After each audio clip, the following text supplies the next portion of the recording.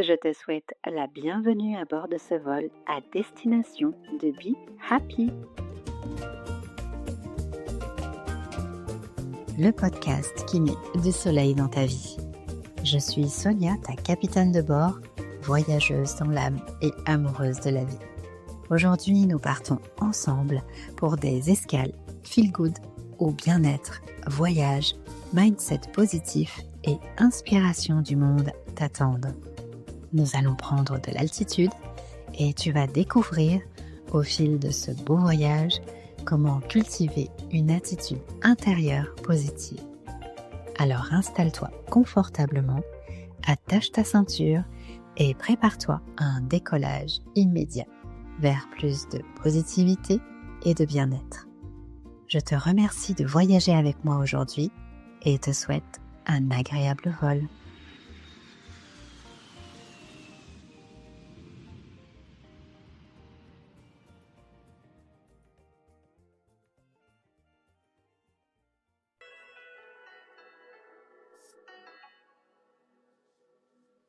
Bonjour, bienvenue à toutes et à tous sur le podcast Be Happy. Aujourd'hui, je t'invite à faire un petit voyage vers une philosophie que je trouve fascinante, venue de l'autre bout du monde, le yin et le yang. Comme je l'ai déjà dit, depuis plusieurs années, je suis en quête d'équilibre et d'harmonie dans ma vie. Et cette philosophie, issue de la médecine traditionnelle chinoise, m'a toujours inspirée. Attention, je ne suis pas une professionnelle de la santé, donc je ne vais pas te faire un cours spécialisé sur la médecine traditionnelle chinoise.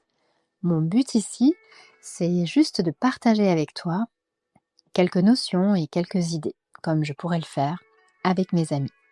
C'est parti ? Pour commencer, je t'installe le décor. D'ailleurs, j'espère que tu es confortablement installé. Le yin et le yang, c'est un peu comme le jour et la nuit, l'ombre et la lumière. L'un ne peut pas exister sans l'autre. Et ensemble, ils forment une unité, un équilibre. Ce qui est beau dans cette philosophie, c'est qu'elle nous rappelle que tout est cyclique et qu'il y a un moment pour tout et que chaque moment a sa raison d'être. Je suis sûre que tu as déjà ressenti ces moments où tu as juste envie de ralentir, de te poser avec une tasse de thé, et d'autres jours où tu débordes d'énergie prêt à conquérir le monde. Eh bien, c'est un peu ça. Le yin et le yang, ce sont ces deux forces qui se complètent et on a besoin de ces deux énergies, de ces deux forces pour trouver notre équilibre. Quand je pense au yin, eh bien, je pense à la douceur d'une soirée tranquille. Et quand je pense au yang, eh bien, je pense à la chaleur et à l'énergie d'un beau lever de soleil, d'un beau matin. Pour moi, c'est très simple. Il y a des périodes où je me sens complètement absorbée par l'action, par l'envie de créer, d'aller de l'avant. Et là, je suis dans l'énergie yang.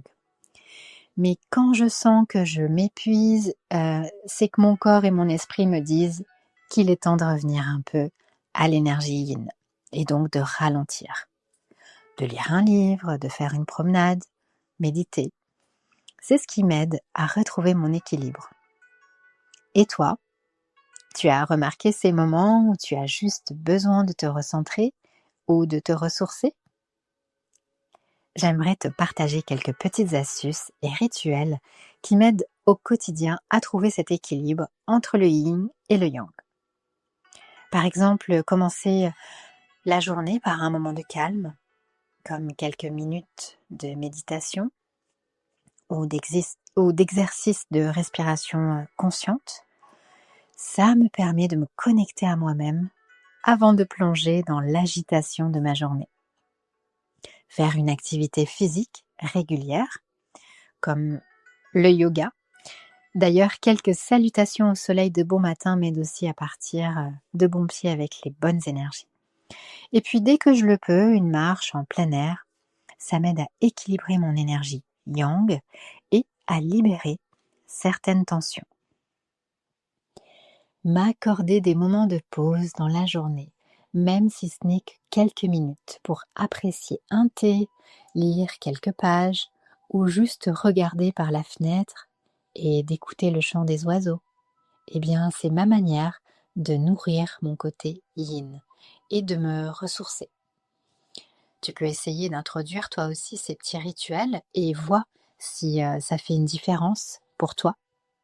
Parfois, tu sais, il suffit de peu pour se sentir plus équilibré et plus en harmonie. L'alimentation aussi, elle joue un rôle très important. Je vais te donner quelques pistes qui pourront mieux t'éclairer. Les plats yin sont souvent rafraîchissants, hydratants et apaisants aussi. Ils t'aident à calmer le corps et l'esprit, parfait pour se relaxer ou se ressourcer. Si tu aimes la soupe miso avec du tofu et des légumes verts, eh bien c'est un délice déjà. C'est parfait. La combinaison est parfaite parce qu'elle est hydratante, légère et pleine de minéraux. Elle va apaiser et nourrir ton yin. Une autre idée de repas que j'aime beaucoup aussi, c'est une bonne salade de concombre avec de la menthe. Elle est fraîche et hydratante, idéale pour se rafraîchir et calmer l'énergie yang, qui serait un peu trop excessive, par exemple. Tu as aussi d'autres variantes, bien sûr le riz associé aux légumes verts, qui ont une énergie yin et plutôt douce et nourrissante. Maintenant, pour ce qui concerne les plats yang, eh bien, eux, ils sont plus réchauffants, énergétiques et souvent épicés. Là, on est plutôt dans la stimulation du corps et de l'esprit. Idéal pour un coup de boost. Pour commencer, si tu aimes, tu peux tester une soupe au poulet, épicée avec du gingembre et du piment. Là, je peux te dire que ça réchauffe et ça stimule direct. La combinaison est parfaite pour raviver l'énergie quand on a tendance à se sentir fatigué, un peu léthargique. Ah oui, j'ai une autre idée de plat. Je ne vais pas te laisser la recette ici, ce serait trop long, mais un bon curry de légumes au lait de coco. Ça aussi, c'est un délice. Tu peux ajouter des épices comme du curcuma, du gingembre et du poivre. Ça apporte de la chaleur tout en restant équilibré par la douceur du lait de coco.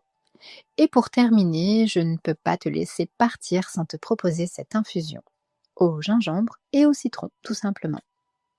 Ça va te réchauffer le corps, stimuler ta digestion et raviver ton énergie. À toi d'équilibrer tout ça maintenant.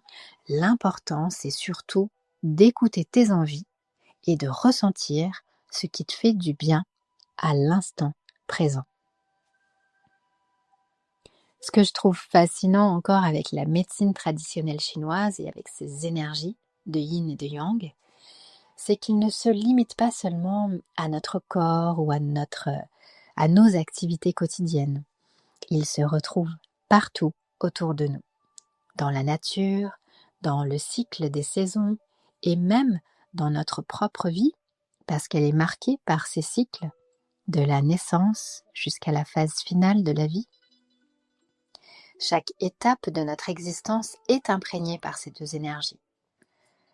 Pour revenir aux saisons, pense au passage de l'hiver. C'est le moment du yin, où la nature ralentit, se repose et conserve son énergie.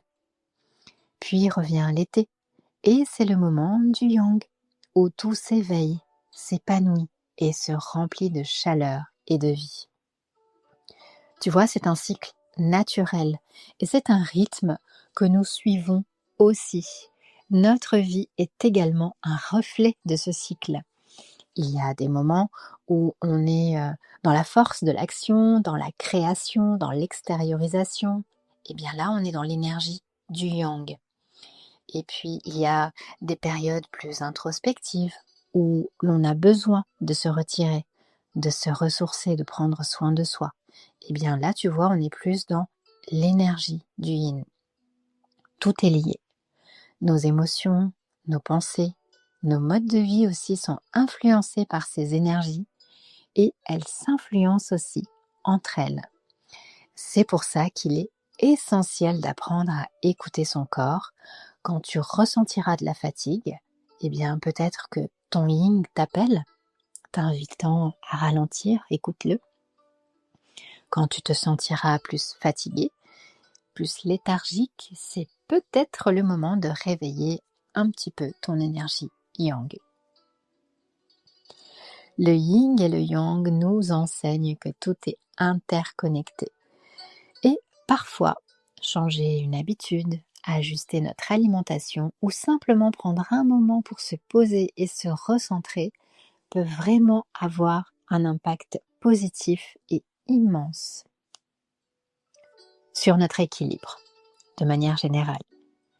Et c'est cette harmonie que j'essaye d'atteindre dans mon quotidien, petit à petit, à mon rythme. Alors, qu'est-ce que tu en penses ? Est-ce que tu te retrouves parfois à jongler entre ces énergies, yin et yang ? Comment fais-tu pour garder cet équilibre dans ta vie quotidienne ? J'aimerais beaucoup avoir ton avis, tes expériences, donc n'hésite pas à me partager tes réflexions. Peut-être que toi aussi tu as des astuces ou des rituels qui t'aident à trouver cet équilibre. Eh bien, je serais ravie de les découvrir.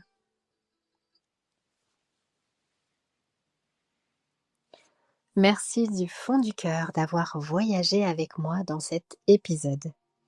Ce podcast, c'est une aventure que l'on partage ensemble. Et ton soutien est précieux pour continuer à faire grandir cette belle histoire. Si tu as apprécié, laisse-moi un commentaire, des étoiles selon ton cœur et partage ce podcast autour de toi. Je suis sûre qu'il aimera explorer de nouveaux horizons. Abonne-toi bien sûr pour ne rien manquer des prochaines escales audio. Et on se retrouve très bientôt pour de nouvelles découvertes. En attendant, prends bien soin de toi. Enjoy life and be happy. Notre voyage touche à sa fin, mais l'aventure continue.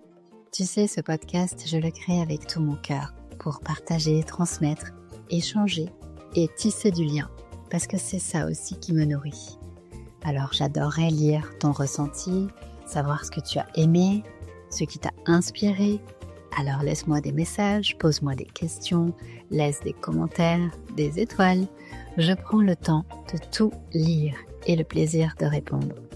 Ton retour est précieux pour moi et c'est aussi un soutien pour le podcast. Si ce voyage t'a plu, aide Be Happy à grandir et à rayonner. Partage, parle-en autour de toi et ensemble, créons une belle communauté où l'on sème des ondes positives. Écoute Be Happy sur toutes les plateformes et rejoins-moi sur le compte Instagram podcast Be Happy pour partager ensemble des ondes positives. Merci d'avoir embarqué avec moi. Je te dis à très vite pour une nouvelle escale Feel Good. En attendant, prends bien soin de toi. Enjoy life and be happy.